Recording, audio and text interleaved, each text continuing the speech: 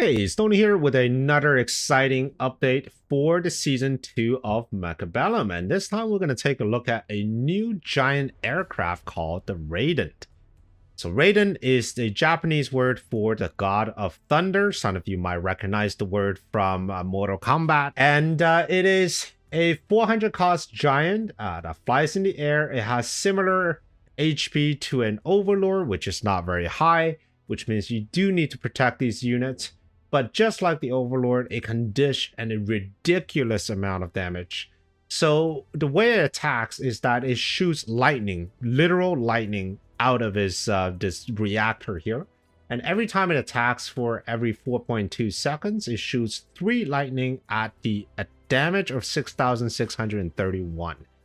So right off the bat, even without getting any sort of technologies, a Raiden could be very good into sledgehammer lines, right? Medium-sized units. But the thing with the lightning, though, is that if it cannot find additional target, they will simply merge into one and it would just deal additional damage.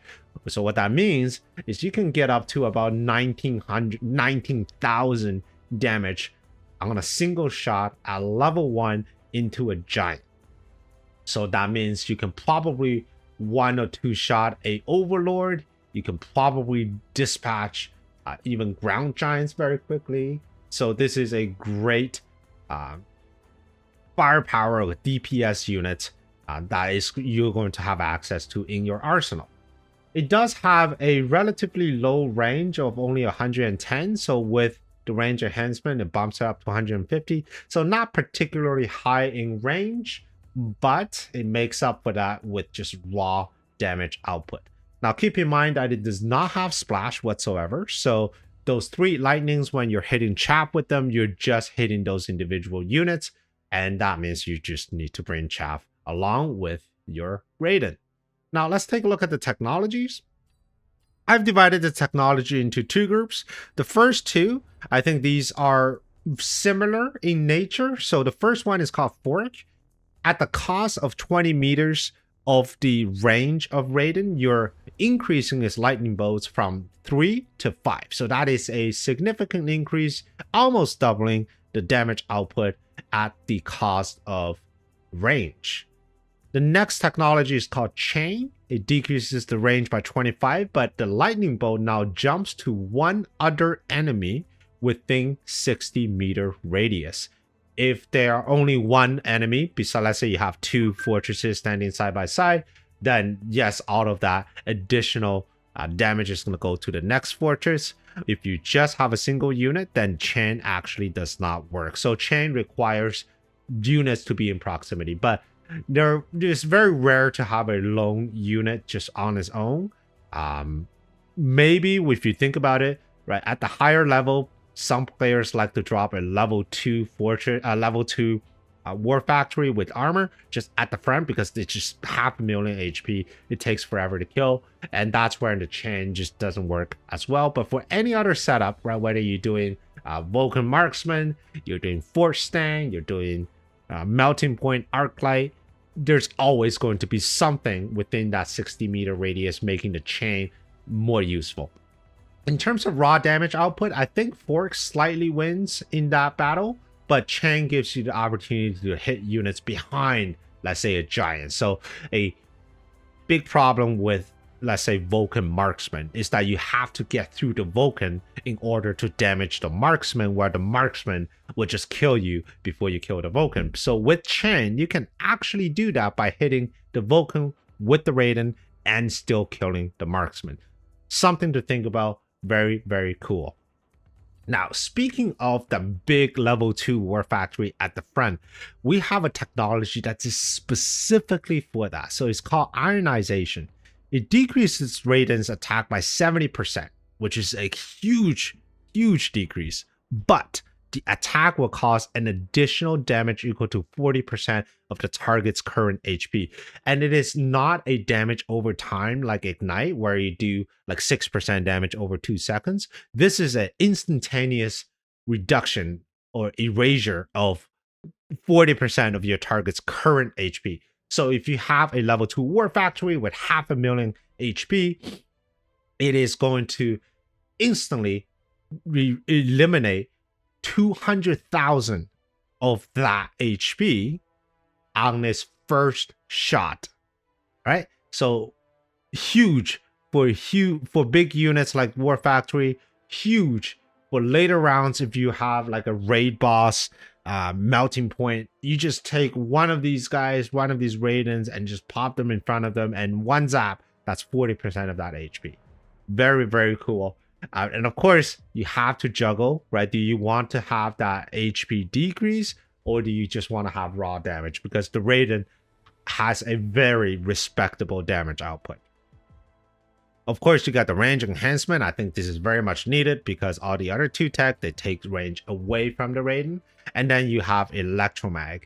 Electromag is one of those technologies that's a little bit underused for these type of units. Another unit example will be the Hacker.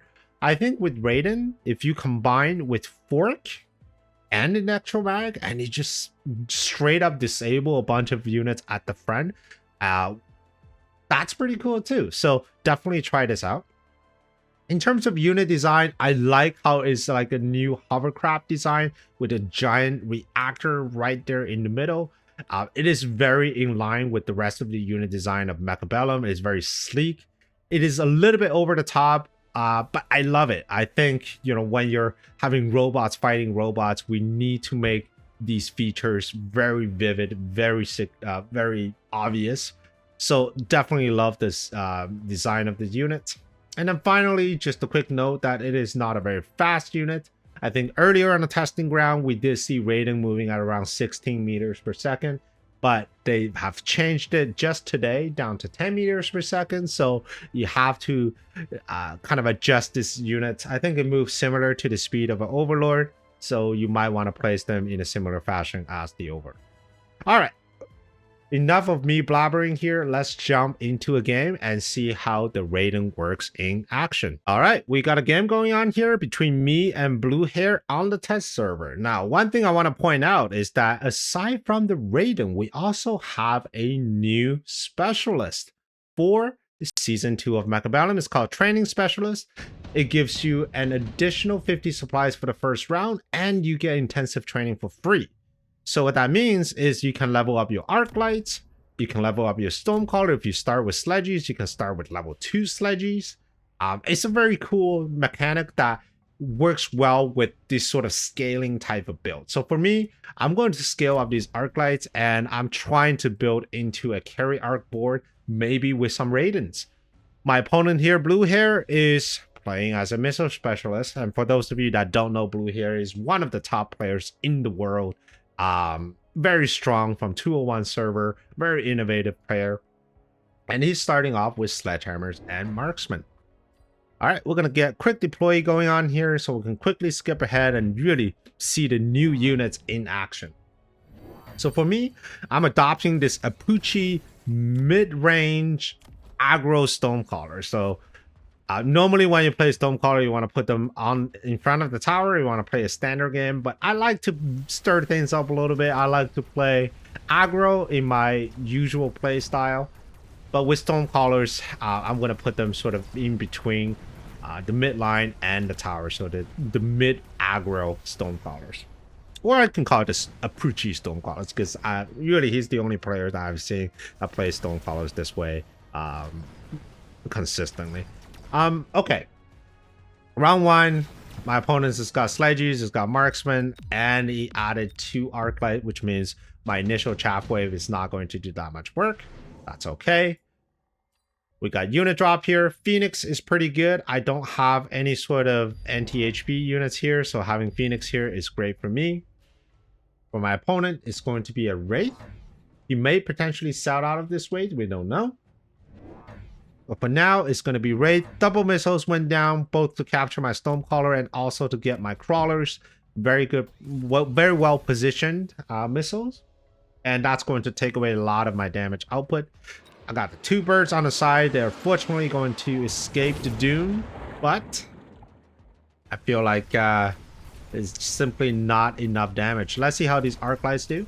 If I can clear out those fans, then the Phoenix can actually do a little bit of work. But with so many sledgehammers left over, I think this is going to be a Another round here for Mr. Blue Hair.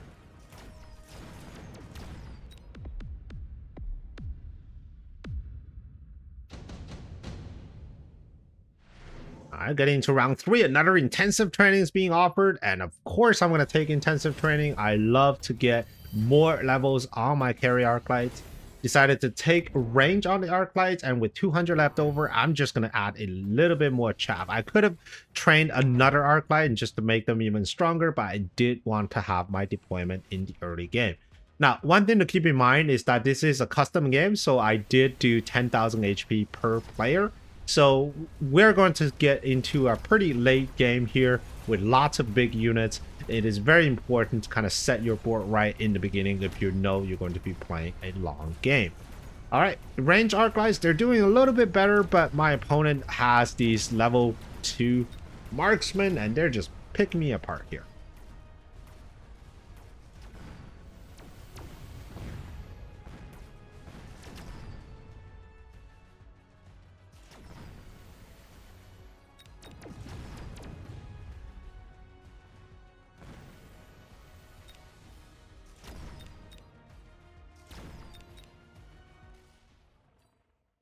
All right, we're getting into round 4 so far. My opponent has been winning every single round, so let's change that.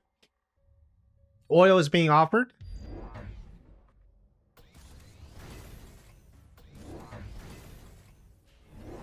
Oil is a great card if you're running Stonecrawlers because it forces your opponent's units to bunch up. But for me, though, it's just going to be even more arc light. I'm going to carry arc lights and hopefully get my Raidens online in a few rounds as well. But for now, I just need to survive. I need to make sure I don't take too much damage. So it's going to be arc light with Phoenixes, and Phoenix is definitely very useful in dealing with specifically this Wraith.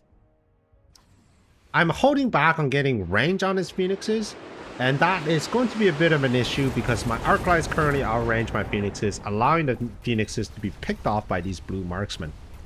The reason I'm holding back on getting range on the Phoenixes is because at some point I want to sell out of the Phoenixes in favor of some Raidens. So I'm just waiting for that opportunity here.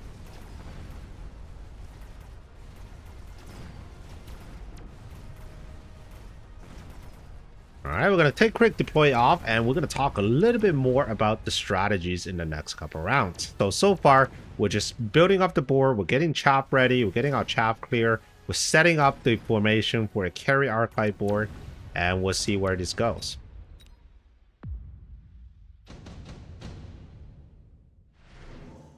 All right, getting into round 5, we got our first unit drop.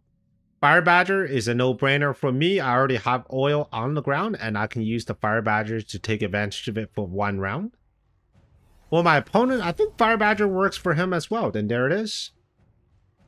I mean, his chaff clear is okay in terms of these arc lights, but having that additional medium-sized units to do a little bit more tanking into my board, which is currently carry arc lights, and they don't really do that well into level 2 Fire Badgers because of the sheer amount of HP. But what my opponent doesn't realize is that I am probably going to sell out of the Phoenixes in favor of the Raiden. But now, though, these Phoenixes are not going to work at all because of the double missile. I always forget that the level 2 Phoenix does not survive a missile strike, which is 3,000. So level 2 is at 2928. You need to get a +1 armor in order to survive that missile strike. So very sad for me, but that's okay. We're going to ignite this oil and hopefully we'll burn everything that's in it, or as many things as we possibly can. On the other side, we are losing, of course, because we have no upshoot into this Wraith. But that's alright, though. Because the next round, we're bringing out the big daddies.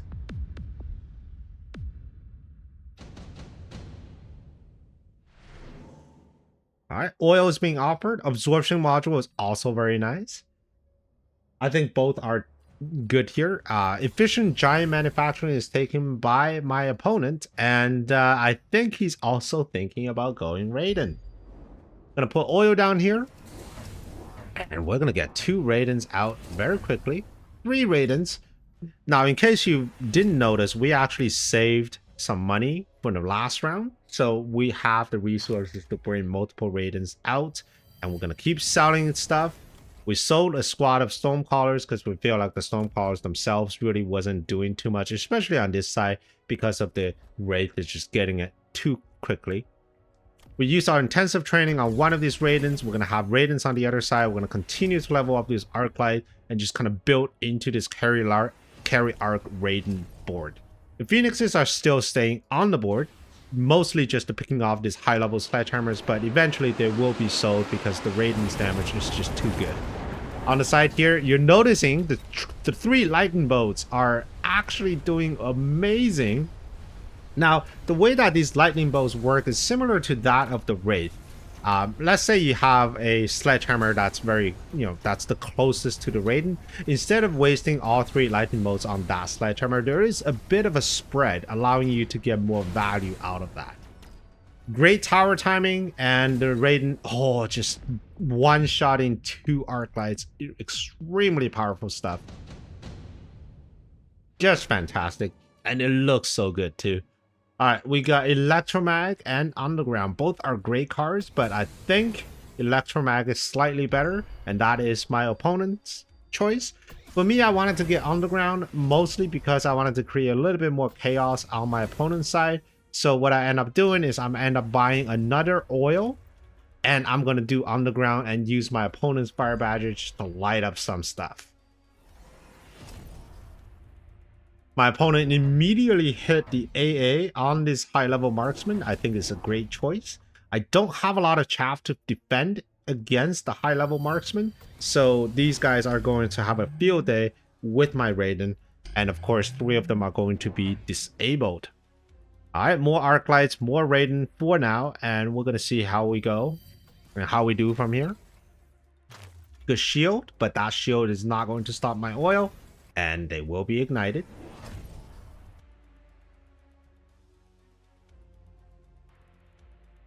Alright, because Underground is an option here, so I did put 2 Arclights in the back, mostly just to defend an unexpected Underground with Replicate. It's always a huge tempo move. At the front line here, my Raiden are being targeted by these high-level marksmen, and they just do so much damage here. Good tower, but I don't think I'll be able to win this round.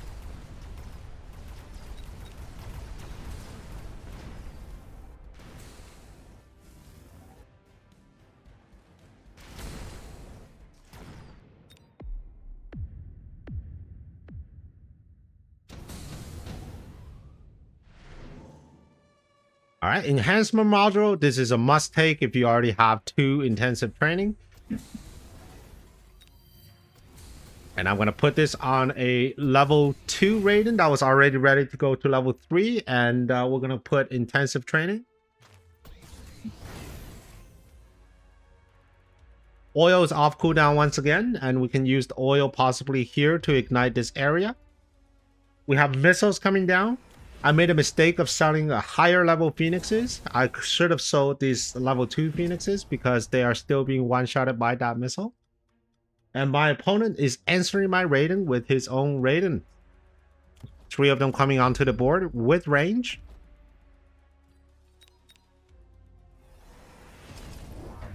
Alright, more Arclights, and now with the elite, so I'm ready to scale into the carry Arclight.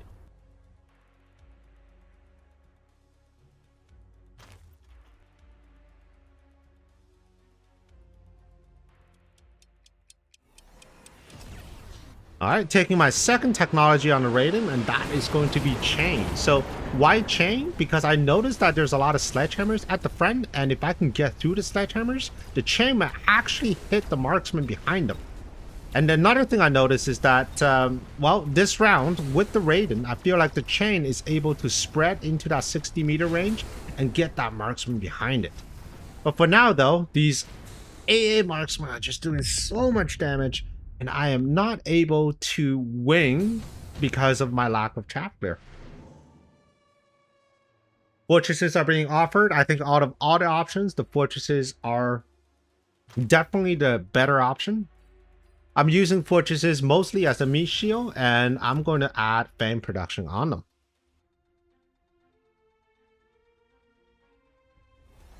All right, and round 9, I needed more chaff, so that's going to be triple wasps, and each one is going to follow my Raiden into the battle. My opponent also took chain and adding even more Raiden to the field.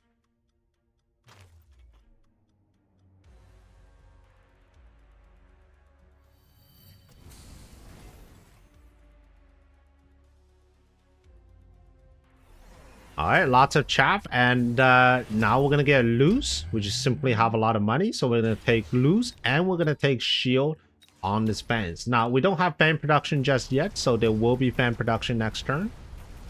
But for now, though, I'm just very happy that this AA marksman is locking onto my fortress first, which means my Raiden is able to get in there and get some nice damage done.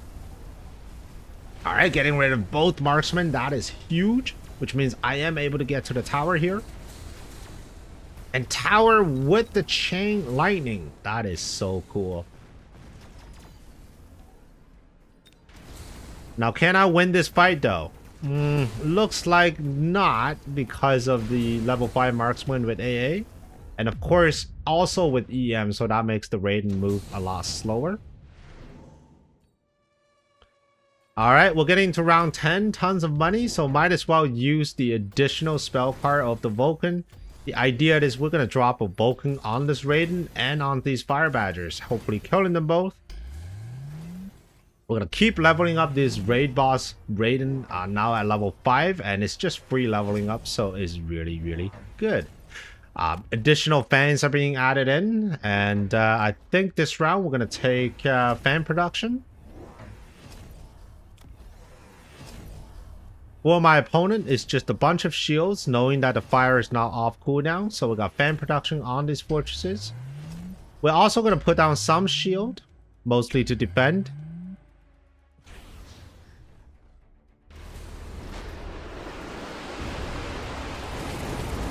Alright, the Vulcan did drop down. Unfortunately, it missed the Raiden. That's a little unfortunate. But in the front, though, things are doing okay. Fire is being put down, so fire getting rid of my fans and getting rid of my chaff line. However, my level 5 Raiden just being an absolute beast and a very good tower here with the distraction from these crawlers, and now with that I am able to take this round.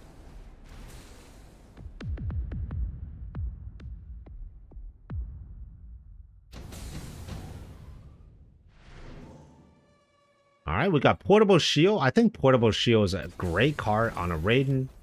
It just allows them to survive a lot longer. Got lots of money left over. We're going to level up all of our arc lights, and now they are just full carry mode, and we're just going to keep adding fortresses. Why fortresses? Well, shield defense is going to be an absolute nuisance on my opponent's boards. He has okay chaff clear in terms of some arc lights, but in terms of the sledgehammers, they're simply not that great into shield defense. Alright, oil is being offered once again, and it's going to go down along with the underground threat. So what I want to do is to focus these fire collars onto these fangs. I've added a line of AM devices specifically to deal with these fire collars.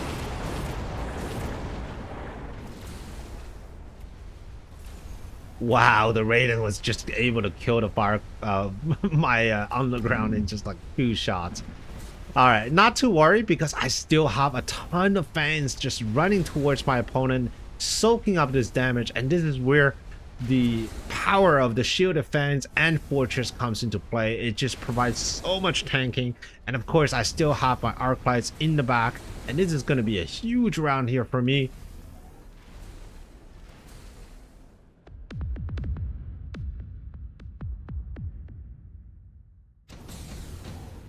All right, last round we noticed that my opponent actually took a 3rd tech, the Ironization.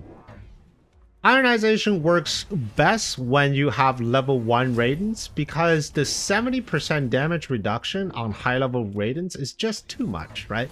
I mean, take for example this level 4 Raiden here. It just, with the Ironization, is dealing 10,000 damage per shot of its lightning. And my level 4 is doing 36,000. So if you do the math, right, I can actually one-shot the Vulcan, assuming 2 of my lightning bolts hit. I can probably one-shot the Raiden as well, assuming all of my lightning bolt hit. So I think if you're gonna take Ironization, maybe get rid of the level 4 and just replace them with level 1 Raidens, and then use something else for damage. Alright, there's gonna be a huge EM here on my units, and it's going to hit both of my Raiden as well as this fortress. However, we're gonna see how well these units do. My opponent did get the Vulcan and with armor and incendiary. I don't know if they're gonna get the second incendiary out, but the first one is being stopped by somewhat by my AM devices. And this is where you can see the problem with Ironization. So yes, you're gonna get my units down to very low HP, but my unit would simply one-shot your guys and therefore winning me the game. I think this is game ending. Maybe getting them to very low HP. We'll have to see. We have 3 giants and a bunch of arc lights. Nope, this is actually game ending. All right. Well, a very good game here. Get to see the power of the Raiden, using them as a support unit. In the future, I'm sure players like Woot and Cass will probably want to experiment with the Raiden on the line. I think that could be very cool as well. You simply take Chain and you take Fork, so you're getting a lot of lightning bolts, a lot of clear in front of the unit. But for now, I am having an absolute blast with this new unit, and I hope you will too in a few days. So I hope you enjoyed this video, and if you want to see more videos like this, here's one for you, and I will see you on the next one. Prepare your tactics. Mechabellum's calling. Deploy your fortress. The battlefield's alive with swarms.